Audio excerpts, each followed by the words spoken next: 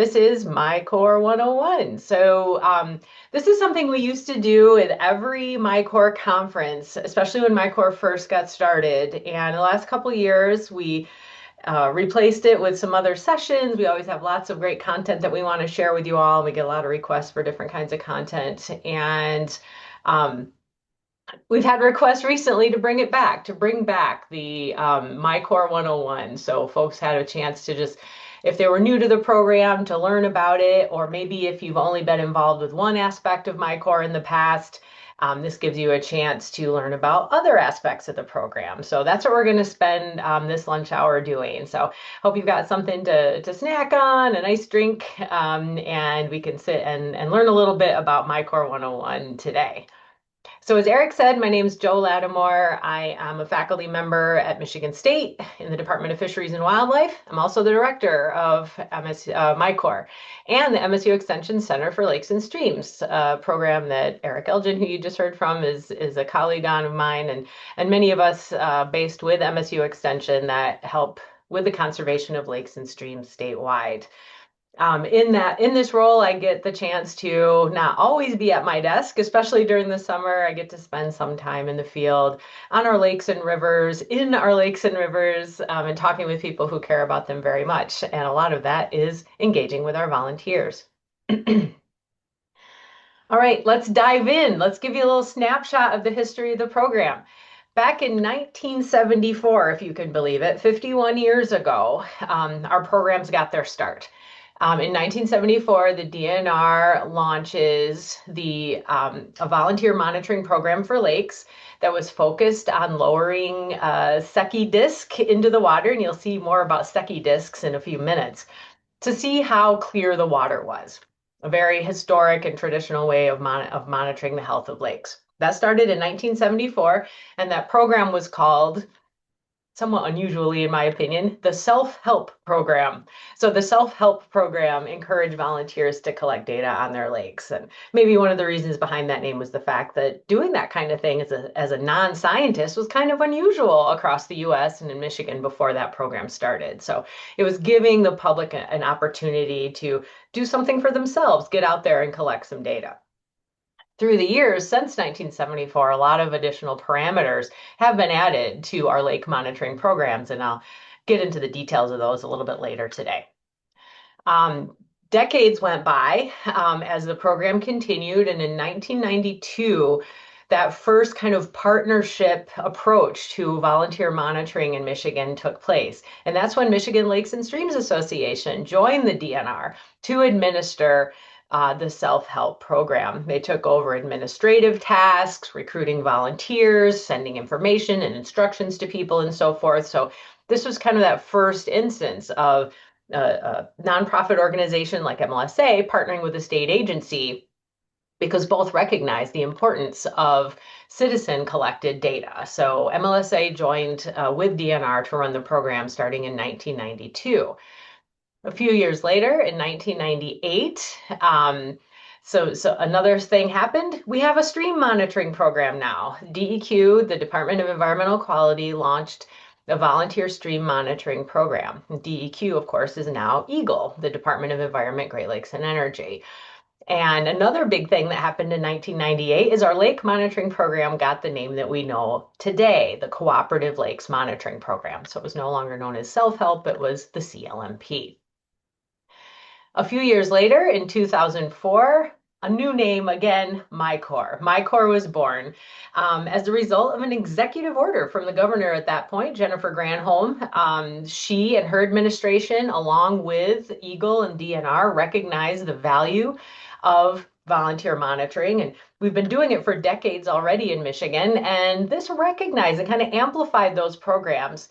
And it provided a structure so that EGLE, which is still then DEQ, could oversee both programs, the stream monitoring program and the lake monitoring program, while contracting with external partners to administer the program, because there's a lot of moving parts to MiCorps, as you're going to see.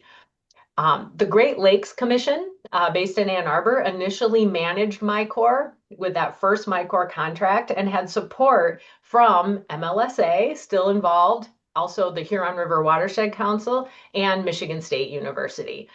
And then early in the MiCorps era, now that the era we're in now, we launched the MiCorps Data Exchange.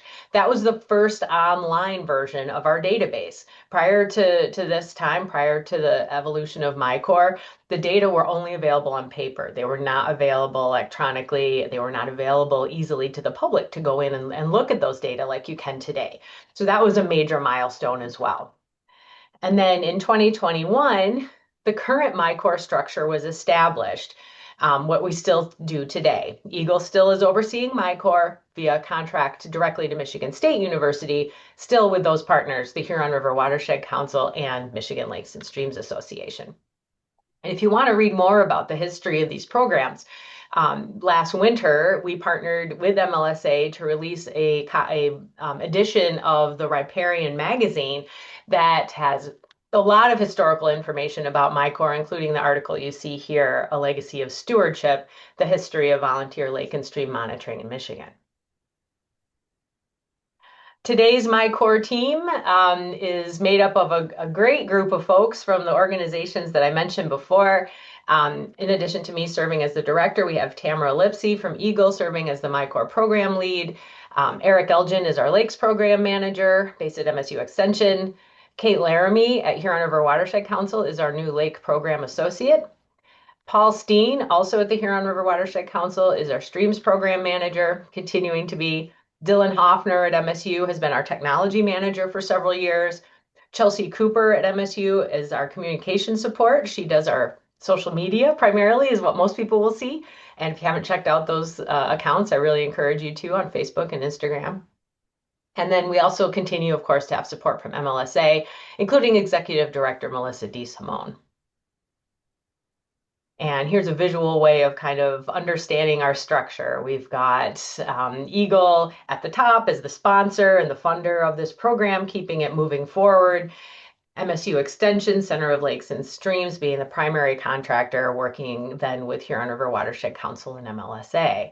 And together, these four organizations comprise the team behind MiCorps. And this team works really well, in our opinion, because it allows us to have people in different sectors of water quality protection, including academics, state agencies, nonprofit organizations. We're all working together to offer this program to the public across the state. So what's our mission? What's our focus? So our focus really is to engage and educate volunteers about water quality and the health of our lakes and streams. MiCorps was created to augment the water quality data that the state collects for water resources management and protection. And so as such, we must ensure that the data is of high quality and is scientifically valid. So to produce this high quality data that's usable by the state, but also usable by participants like you, their communities and others, we educate our volunteers about water quality, provide the training and technical assistance and support that they need to succeed in their data collection efforts. And a part of that is not only connecting volunteers with us as kind of the technical support and trainers, but also to establish a volunteer network of volunteers all across the state and program leaders, coordinators, everyone who's involved in this data collection endeavor, to be able to learn from one another about lessons learned and so forth. And if you missed it, I definitely recommend checking out the recording we'll post next week of the session we had this morning with Rachel Frantz from the Berry Conservation District, who shared her experience in launching and expanding a volunteer stream monitoring program through MiCorps. MiCorps has 3 programs under its umbrella, and you might have noticed I only really talked about 2 when we were starting, but we have 3 programs that fall under the MiCorps umbrella. Of course, there's the main data collection programs, the Cooperative Lakes Monitoring Program and the Volunteer Stream Monitoring Program. But we also host a volunteer stream cleanup program focused on cleaning up our rivers and streams across Michigan. And I'll next spend a few minutes talking about the structure of each of these 3 components of MiCorps and how you might get involved. We'll talk about that cleanup program first. So our volunteer stream cleanup program, as I mentioned before, is structured to allow communities to keep their rivers and streams clean. We offer grants to municipalities, so local units of government can apply for grants to host stream cleanup events. And the funding from those grants can be used to cover the expenses associated with conducting the event, promoting it, showing appreciation to the volunteers, and actually disposing of whatever trash is developed or collected during those programs. These are local events, great community engagement opportunities for local governments to consider working towards. Um, I took this slide directly from Paul's presentation this morning, thanking the volunteers for their work. But in our stream cleanup program, just in the last few years, it's grown. We had 8 organizations and municipalities do it in 2022, which grew to 11 in 2023, 12 in 2024. And as I mentioned before, the volunteer cleanup grants are only available to local municipalities, but often what happens, it's not the municipality working on its own. They actually partner often with local organizations like watershed groups, conservation districts, and so forth, schools, churches. We get a lot of different groups working with municipalities to host these events. The funding for these events actually comes directly from the water quality license plate. So if you happen to have a water quality license plate on your vehicle, we have you to thank for these cleanups and being able to offer these small grants to communities to do them. And this is something definitely to think about also is that in recent years, a lot of the years we don't actually give out all the available funding. We have money that has gone unclaimed. And so what I'm saying there is that it's not terribly competitive to get one of these grants. So if this is something you think would be of interest in your community, it's a great way for people to do kind of a one-time volunteer effort. It feels good. It really shows a difference. You can see the improvements that are made. You can work with these organizations with your local community to apply for one of these grants. And there's a good chance you'll get one. So definitely think about it. Even in 2024, because some of the data are still coming together, we had over 2,000 volunteers help with these cleanups, nearly 300 miles of river and stream clean just during one season, and pulled more than 38 tons of trash out of our rivers and streams. So it's a big deal. So definitely think about this if this is something that would interest your community. Next, I'll talk about our volunteer stream monitoring program. Volunteers participating in our volunteer stream monitoring program work with local organizations. So if you're interested in volunteering for this program, you would need to find your local organization. And we have a great directory of those organizations on our website. And these organizations include watershed councils, conservation districts, and others. And you help monitor stream quality by examining the aquatic invertebrate community and the stream habitat. So insects and other invertebrates like clams and crayfish that live in our streams and rivers are really good bioindicators of stream health.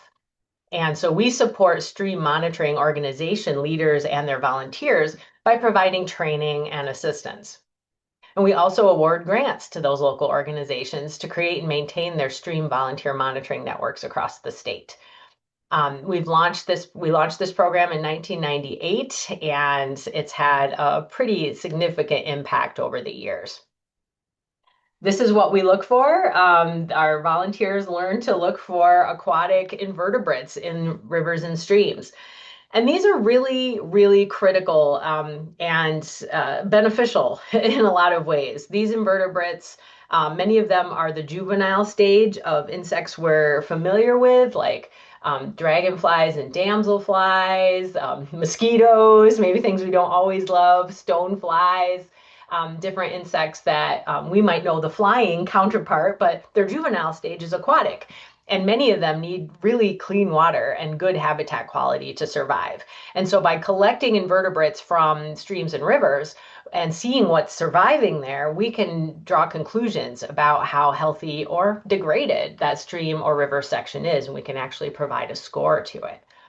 So our volunteers spend time either in the water collecting the data or just on shore, like these folks, looking at the samples, looking at what comes out of the river to see what they can find. This is an example here, a nice photo of a mayfly larvae that we may find in our streams.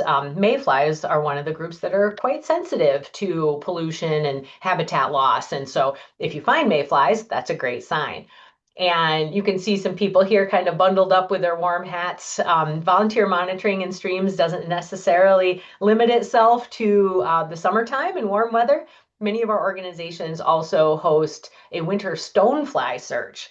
Stoneflies are very sensitive to water quality degradation and are actually most active and emerging from our streams in the wintertime in most cases. And so it's an opportunity to go out when in the chilly weather and go out and look for these really important indicators of stream health. To give you kind of a snapshot of some data about the stream monitoring program, here's some data. In the last 20 years, there's been over 12,000 collections of invertebrates from different sites in our rivers and streams across Michigan. In fact, 820 different locations, and that's what you can see on this map here. And these are not only collected once or twice. Most of these programs are, per our model, a long-term monitoring program. And so over the 20 years, each of those locations has been surveyed on average almost 15 different times. So you can imagine how that paints a picture, not just a snapshot, but a long-term picture of the health of that river or stream in that location. And remember also, that's an average. Some of our sites on these maps have been measured and monitored for decades and decades, which is really exciting and a really valuable source of data. Just in the last 3 years, we've had well over 1,000 different collections at well over 400 locations. And if you want to get really down into the data, that equates to nearly 200,000 individual bugs that have been collected and identified and used to help us understand the health of our lakes and streams. And as I mentioned before, the program is based on partnerships between MiCorps, our core team, and watershed groups and river and stream groups all across the state. Each member stream monitoring organization tracks the long-term results of monitoring in their regions and uses the data to develop all sorts of things: watershed management plans, informing community planning decisions, guiding water quality protection efforts. And I'm just showing an example here from my own backyard, the Watershed Center in Grand Traverse Bay. This is one of their maps and snapshots that they have shared with their participants, showing how water quality and river and stream habitat quality has changed and is changing in different parts of that watershed. I'll pause for a moment and see if there are any questions in the Q&A that I can answer before I move into our lake monitoring program.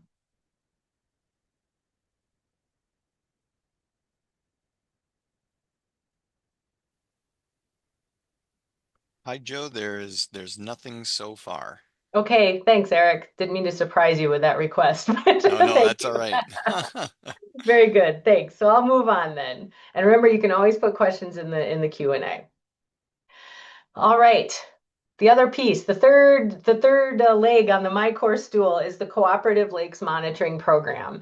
Last year, we celebrated 50 years of data collection through this program. So you can imagine decades and generations, honestly, of volunteers that have gone through this program and have contributed data on the quality of our lakes and streams. And I think it's important to point out also that MiCorps overall, and you're probably getting a sense of the sheer amount of data that our volunteers collect. We've done some checking, some looking at the various sources of data, and what we have found is that there are no real sources of data that have more data points than we do on Michigan lakes and Michigan rivers. Our volunteers collect more often and in more places than any other program in the state. So that one fact alone should convince you of the value and importance of this program.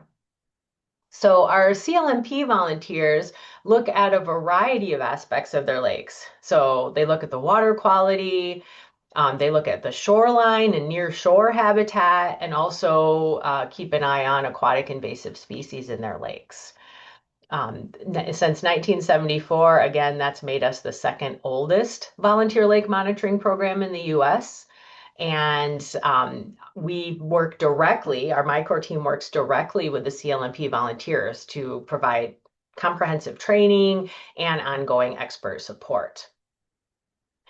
So to get involved with the Cooperative Lake Monitoring Program, there's some steps to take. First, it makes sense to visit our website and take a look at the various monitoring options that are available to you. And I'm going to walk through those different parameters that are possibilities for you to get involved with. There's a whole selection of them. If you've never done it before, you need to create a MiCorps user account, and our website walks you through that. That's just setting up a profile like you would on any other website that you're registering for. That way we know who you are and where to send things. You then enroll your lake. So you choose what lake you're monitoring and you select what parameters you're going to monitor this year. Pay the associated fees. And I'll mention that because new volunteers may not be aware that there are fees associated. These are small fees. It's usually $30 a parameter. And that allows us to mail you the equipment that you need and give you the training and all the things you need. It's a small percentage of the cost of being able to offer this program. Um, Training is required, and we offer training in a variety of different formats. That's also described on our website, but that at the bare minimum, we offer a in-person training event for our CLMP volunteers at the annual Michigan Lakes and Streams Association conference this year, which will be at the very beginning of May in Muskegon. But we also offer the training online. You can do it just like you're doing this today. Join us online, and we'll go through the same training processes that we go through at the MLSA conference. And then we offer occasionally other in-person events throughout the state that provide additional opportunities for training. Then you go out and you do it. You collect your data following the schedules that we provide and the procedures that you've been trained in, and then you can enter your data into the MiCorps database online. So we have quite a few different parameters for lake monitoring that you can get involved with. We've come a long way from just doing water transparency measurements, but we still include that. So I'm going to walk quickly through the different options that are there. And we divide these parameters into two categories. One is our basic parameters. So these are for new volunteers. Anyone can sign out right out of the gate for any of these parameters. And then the last few I'll mention are what we call our advanced parameters, and those are for volunteers with a year or more of experience. And we divide them up that way because some of the advanced parameters, well, all of the advanced parameters are more labor intensive, they have more steps to them. And we found early on when we started to add some of these more advanced parameters to the program that sometimes volunteers come in and they're full of energy and they're ready to go and they just want to do everything they can. And you can quickly become overwhelmed if you try and take on too much too quickly. And some of our volunteers would give up entirely. That's not what we want. We don't want you to feel overwhelmed. So basic parameters are available first. After you've been in the program for a year and kind of got your feet under you, you can also add in your next year those advanced parameters as well. All right, here it is, the Secchi disc. You know, the one tool that we've been using the entire time since 1974. It's a 8-inch disc with black and white quadrants, and you lower it down into the water and you measure how deep you can see it. Then you pull it back out. It's simple as that. It was developed in 1865 by an Italian scientist. So, and we give you the opportunity to purchase one of these discs when you sign up for the program. Quite basically, this is how it works. It's a simple tool. The more clear your lake is, the further down you can see. And quite a few different factors can affect how far down you can see, how transparent your lake is. Algae is one of them. The color of the water itself, if your lake is stained, it might be hard to see it if you have really naturally brown water. There may be other suspended like inorganic material like clay or sediment floating in the water that makes it hard to see your disc. So this is basically how it works. And as you can imagine, it's not too difficult to do that. And we ask that our volunteers go out between May and September, at minimum every other week. Go out to the deepest part of your lake and collect one of these measurements, record how deep you could see your disc, and do that throughout the growing season because conditions can change from one part of the growing season to the next. So we ask you to do that. And if nothing else, not only are you collecting data, but it's an excuse to get your boat out and get out on the water. Another one of our basic parameters is total phosphorus monitoring. And this is a water collection process where we actually ask you to collect a bottle of water, a couple bottles of water actually, once in the spring, once in the summer. So again, not very labor intensive. You collect the water, you freeze it, and you turn it into us per our instructions. And then our laboratory, we partner with the Michigan Department of Environment, Great Lakes and Energy Environmental Laboratory in Lansing. They analyze all of the samples and they let us know how much phosphorus is in your lake. So why would you care how much phosphorus is in your lake? It's a really essential nutrient. Like we need it, plants need it, every living thing needs phosphorus pretty much. It's an essential nutrient in our lakes. But what it is also is it's an indicator of pollution because too much phosphorus can get into our waters based on human activity. If we are applying too much fertilizer to the landscape, whether that's agriculture or on our residential lawns or in commercial settings, and it runs off into the water, it can over fertilize our lakes. It can also attach to soil. And so when sediment erodes into our lakes, that can cause problems if there's big erosion issues on your lakeshore or in your watershed or in a river or stream that flows into your lake.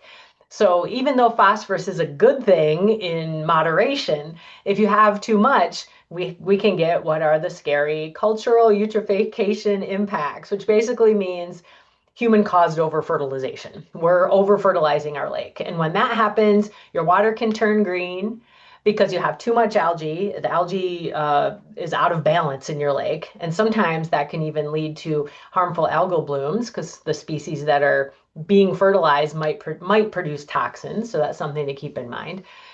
Too much phosphorus in your lake can lead to loss of oxygen in the water, which is a problem for your fishery.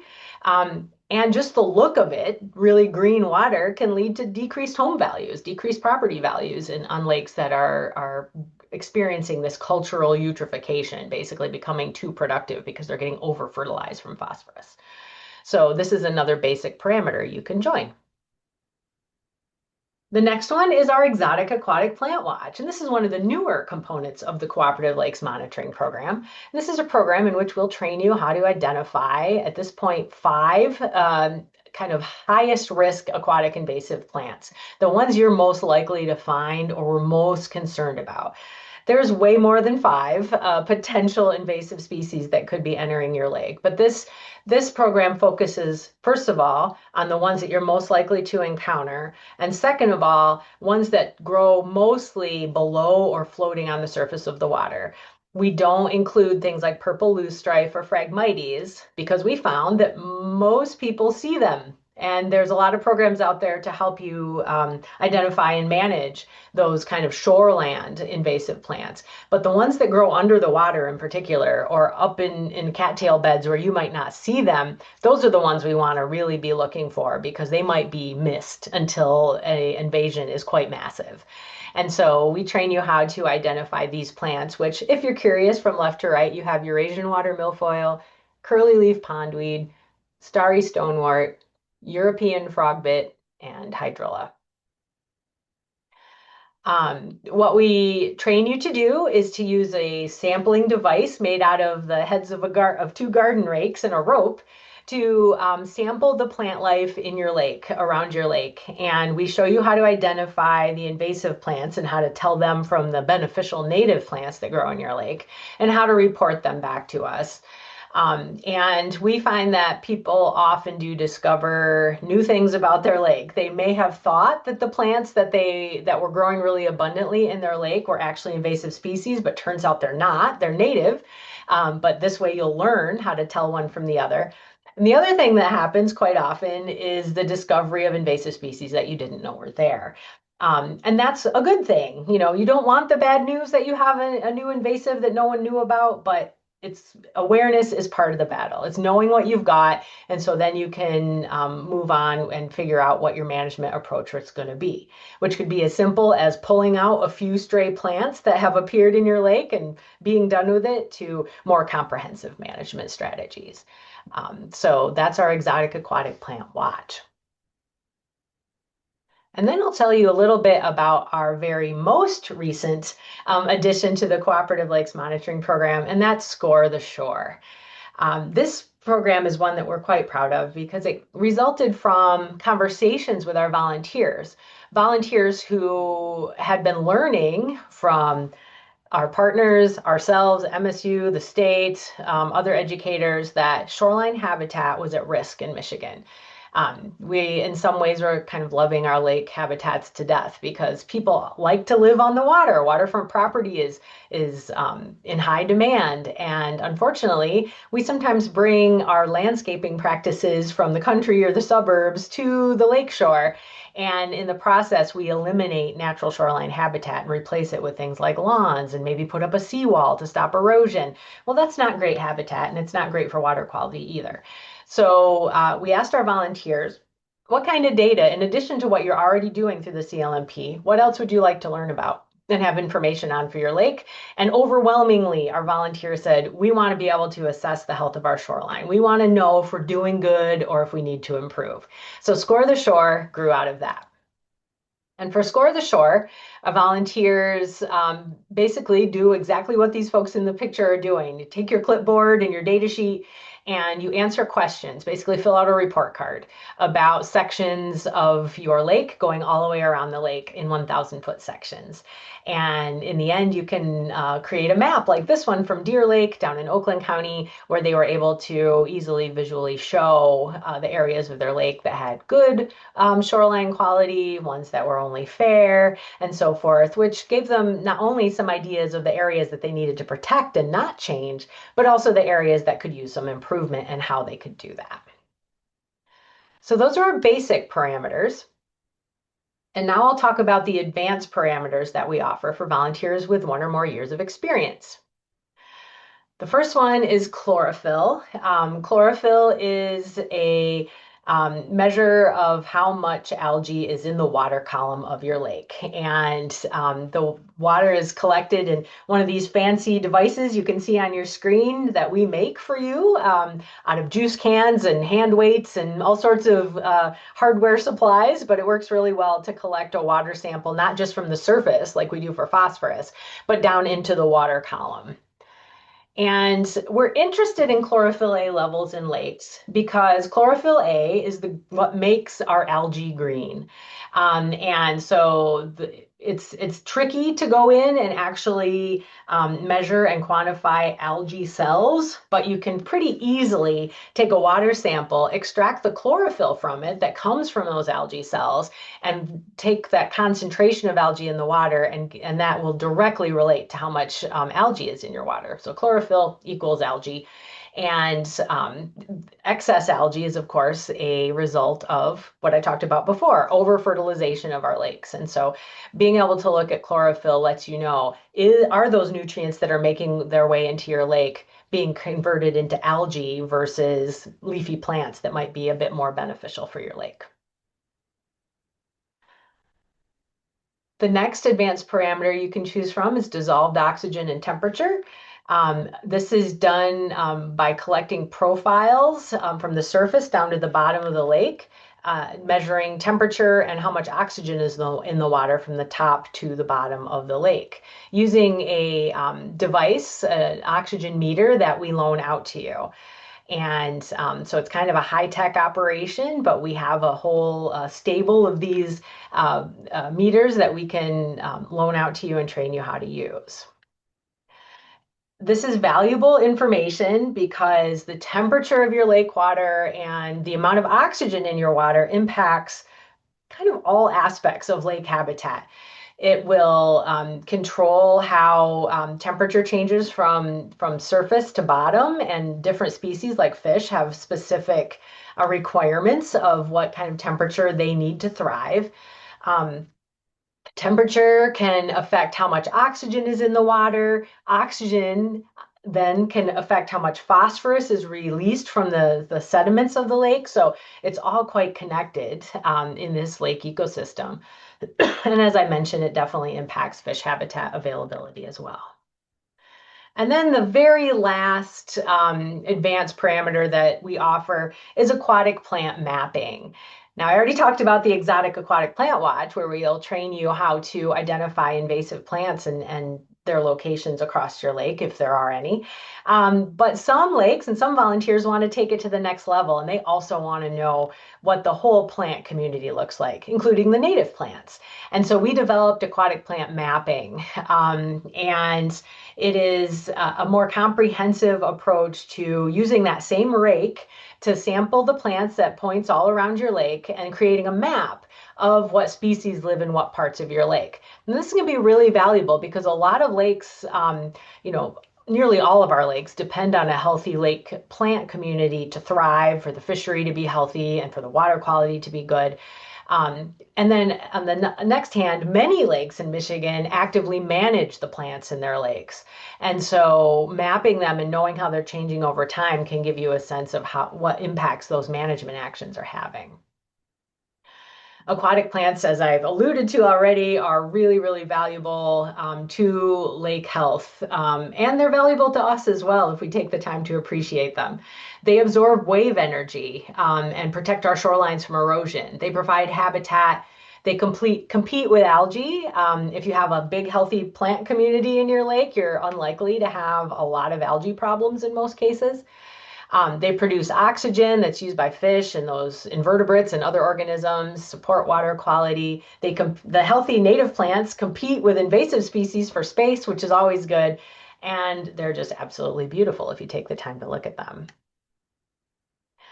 So overall, a quick snapshot. Since 1974, in our Cooperative Lakes Monitoring Program, we have collected data on 1,072 different lakes. More than 100,000 different Secchi disc transparency measurements have been taken by our volunteers in this time.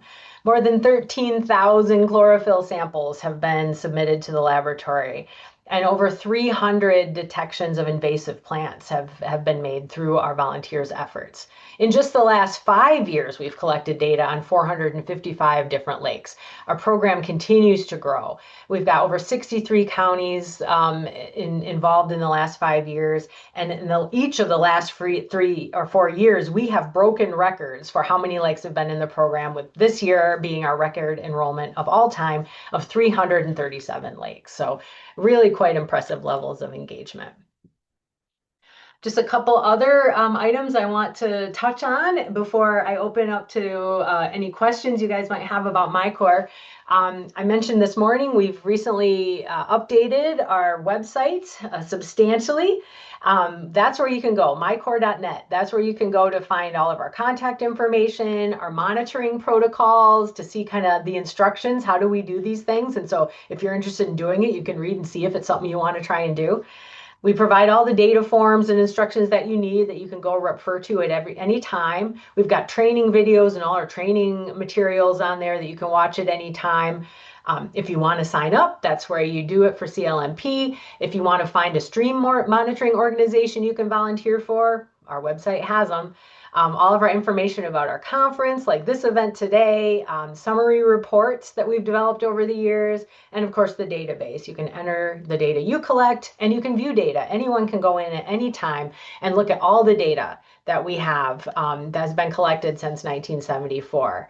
So just by going to that lake and stream data box, you can navigate your way to a search where you can search for lake data or stream data. You can search by the name of the water body, by county. There's a lot of different ways that you can search to find exactly what you're looking for, and then just view the results on your screen or download them to your computer. Volunteer monitoring programs can have challenges associated with them, as you might imagine. And a couple of them that we always work hard to address. One of them is recruiting and retaining volunteers. And part of how we do that is through presentations like this, showing people a snapshot of what the program's all about and how you can get involved. We work with partners both within our team and outside of our team to find interested volunteers or folks that want to learn more. We make sure we communicate the value of the program and explain why it is we do what we do. That's really important to keep that conversation going and keep folks aware of the MiCorps program. And that includes our volunteers. We always want to make sure we're keeping our volunteers informed of the status of the program and how the data are being used and any new developments within the program. And finally, we offer many different roles. There's some things that take one day of effort, other things may take an hour, but a few times a year, and other things are more intensive. So we allow a lot of different roles in terms of time and what kind of effort you'd have to put in. And the other challenge that we take head on is data credibility. As you might imagine, volunteer data is often subject to a lot of scrutiny. It's collected by people that aren't trained professionals that can raise questions. How do we know that these data are reliable, that we can use them? It was exciting to hear this morning from a number of our Eagle colleagues here in Michigan that explained a lot of different ways that they use MiCorps data. We have a very comprehensive quality assurance plan, or QAP. Our stream groups know about those. Plans that lay out exactly how our protocols work, exactly how we train our volunteers, and how we manage the data and look for problems in the data before we add it to our database. And we also engage professionals, not only our own team, which actually brings a lot of expertise, but also external professionals, researchers, data users, other, folks at Eagle that aren't part of our team, DNR partners, folks from different universities, to give us their input on the program, talk about how they're using the data, what their needs are, and so forth.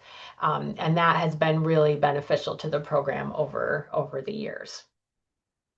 So in conclusion, we think that MiCorps is a really strong community science model for water protection across Michigan. We generate more data than any other program in the state, and those data support action, lake and stream conservation action by individuals and by communities and agencies. The program helps build public understanding. Participants learn about the environmental conditions in their local waterways, and they also learn about the science and management that goes into protecting our lakes and streams and how that works and how it can take a long time sometimes. Those details are really important to understand. The program builds relationships between our volunteers and the agencies and organizations that offer MiCorps. So you get to know people at the state and at the universities and at the watershed councils that can be resources for you as a volunteer in your lake and stream conservation efforts and just your curiosity to answer questions. And then finally, we found that by offering MiCorps and engaging a lot of Michiganders in MiCorps, we're building public support for science-based conservation and, an understanding of the importance of this data and supporting the program. And as I mentioned recently, I mentioned even this morning that we've just entered into a new 5-year contract to keep the program going. Everyone's in agreement. We love MiCorps and we're going to keep it going. And part of that is based on the large amounts of public support we get for the program that, volunteers are willing to talk to their local decision makers and say, yeah, this is important. Let's make sure this program goes on. So public support is really important as well. With that, we have some time to address any questions you might have. You can also, of course, visit our website, www.micorps.net, at any time. And you can reach out to any of us on the team. If you're not sure who to reach out to, we have a general email address, micorps@msu.edu, and we monitor that account daily as well. And we'll get back to you right away. Thank you, Joe. Okay, everyone, we have a few minutes to answer some questions, so please keep them coming within the Q&A. Tamara's been answering a bunch of them, but we have 15 minutes to cover some more. Joe, some CLMP questions. What is the minimum size a lake can be to participate in the program? That's a really good question, Eric, and one that comes up fairly often. We don't have a strict legal rule for it, but our rule of thumb is 5 acres or greater. There's been a few instances in the past where we've had smaller ponds and real small lakes join the program, and it didn't work quite as well as we had hoped it might, or that the volunteers had hoped it might, because the protocols that we offer, the data that we're collecting really is more useful for larger bodies of water and not for small ponds. It just works better that way. And for the same reason, that's why we don't do the Great Lakes. These protocols aren't designed for huge bodies of water either. Perfect. Continuing with the CLMP, you spoke about the reasoning behind basic and advanced parameters. Can you also speak a little bit about the prerequisites, prereqs, um, for some of our parameters? In order to do dissolved oxygen, you also need to do Yes, XYZ. that's good. And I didn't really touch on that, but those who have done some either investigating or some monitoring with the Cooperative Lakes Monitoring Program knows that we do have prerequisites for some of these parameters. And the reason why is to help with interpretation. Some of our advanced parameters, well, all of our parameters only tell part of the story about the health of our lakes. And in some cases, it's very difficult to interpret one without the other. And so that is why we require, for example, if you're doing dissolved oxygen and temperature monitoring, as you mentioned, Eric, you also are asked to sign up for, say, phosphorus monitoring, because then we can say, oh, well, we're seeing an unusual pattern maybe in your dissolved oxygen, but oh, also we're seeing elevated phosphorus, for example, and that will help us understand why we're seeing that combination of traits. And it's also, I mean, that reason that each thing just tells us part of the story is why it is helpful to sign up and do a number of different parameters on your lake over time. Kind of a connector between the Lakes and Streams program. There was some earlier question and answer happening in the conference this morning about CLMP volunteers. How can they start, their to participate in the stream monitoring world? Can you just talk a little bit about that? Absolutely, yeah. And I love that idea. And I don't think it happens enough. Really taking a watershed approach to understanding our water quality. And so many of our lakes have streams that flow into them, right? And flow out. And sometimes if there's a problem in a lake or water quality doesn't seem to be where it should be, one of the big questions is, well, is it because of the stream that's flowing into our lake? Is that the cause of some of the issues we're seeing? And that's a really good question, because if you want to remedy challenges to your lake, you often do need to look at the whole landscape, including streams that might be flowing in, the land around the lake, and so forth. And so understanding the health of the streams that flow into a lake is really valuable. And so we absolutely encourage, people who live on lakes to find out if there is an active volunteer stream monitoring program in their watershed. And if so, engage with them and partner with them to see if, they need extra volunteers to maybe help monitor the stream that flows into your lake.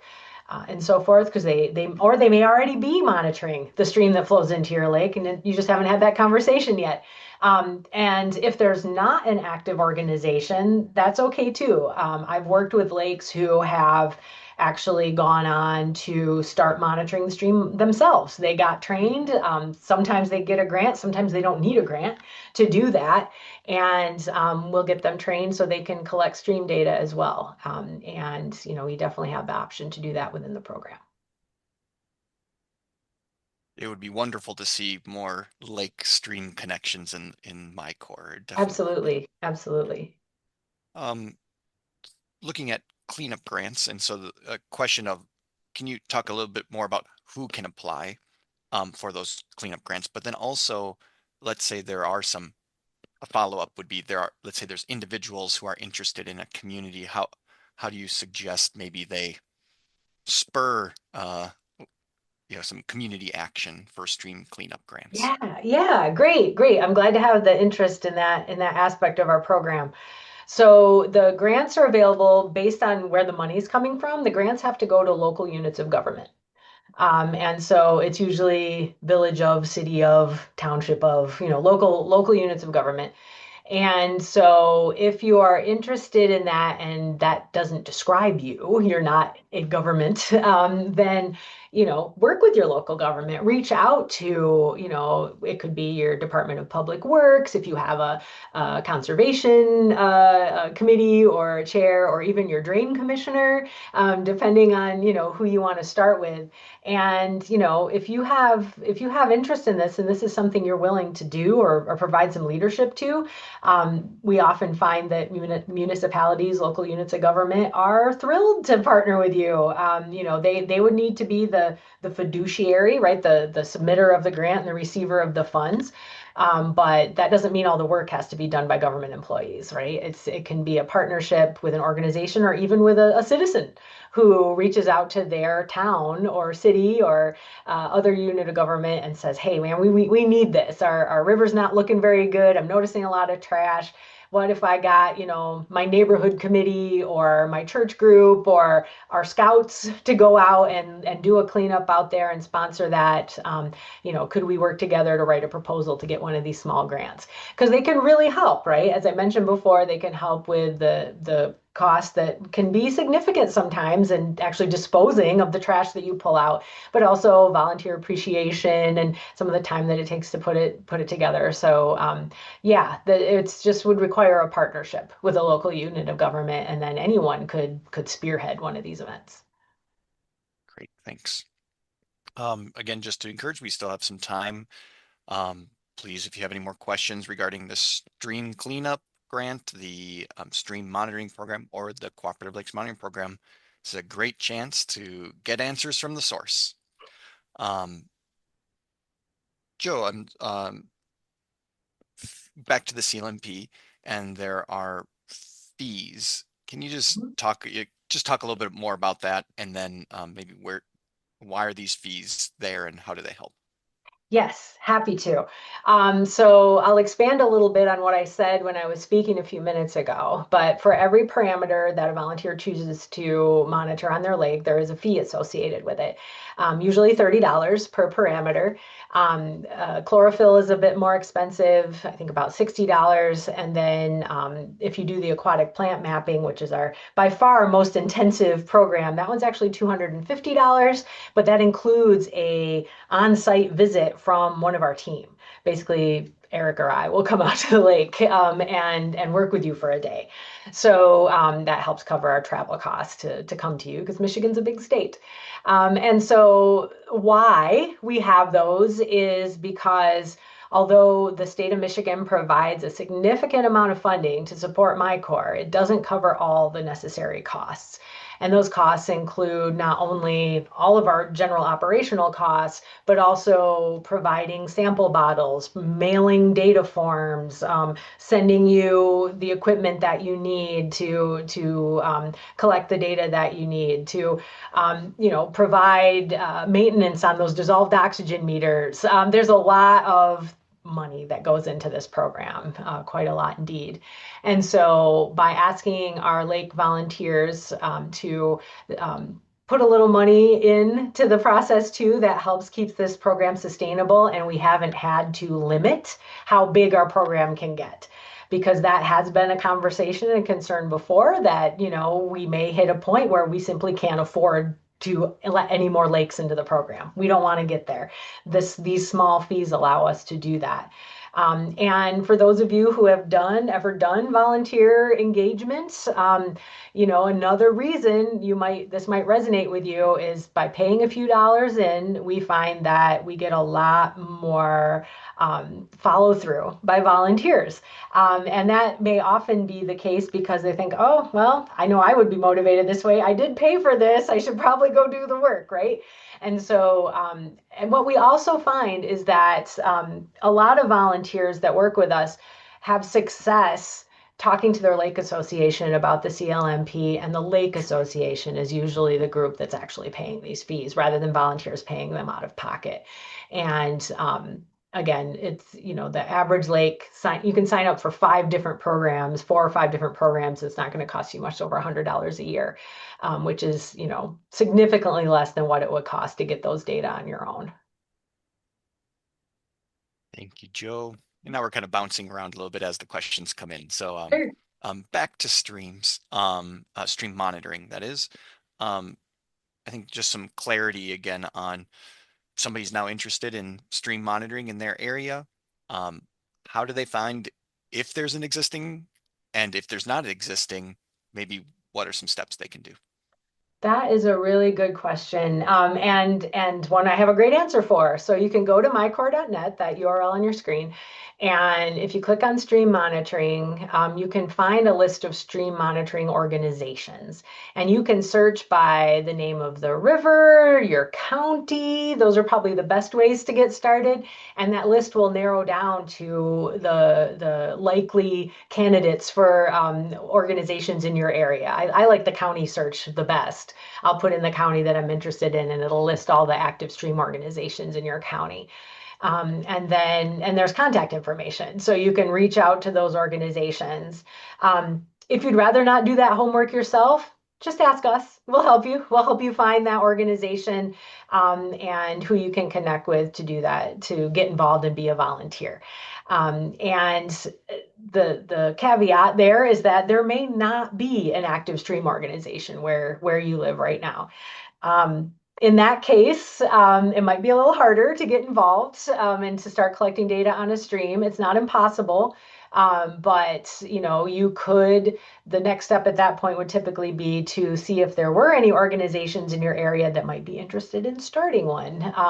I didn't get into a great detail about the grants that we offer for stream monitoring organizations, but there's three different kinds. There's a startup grant, which is relevant to this situation. If, say, you have your county conservation district and there's no stream monitoring happening in your area, in your county, but you do have a county conservation district, most of us do, they might be interested, especially if they know there's some people who would volunteer for such a program. And so they can write an application for a startup grant from us. It's just a small grant, a few $1,000s, to let them kind of engage with us, participate in a training to see how it all works, and cover some staff time to write a plan for how you would implement a new stream monitoring program in that county or whatever area that you want to work in. And then the next phase then typically would be to apply for a larger grant the next year, what we call our implementation grants, which actually, these can be around $20,000 or more. And that is a significant amount of money that can help support staff time, buying nets and waders and jars and trays and all the stuff you need to pull off a volunteer stream monitoring program. And then after the initial implementation grant, groups can then apply for maintenance grants. Again, these are smaller now, but just to, keep your equipment up to date, replace leaky waders, maybe cover a little bit of staff time. So there's definitely support there to establish new stream monitoring organizations. And they don't have to do an entire watershed or a huge river system. It can be very focused on a small stream area if that's the focus that the organization wants to start with.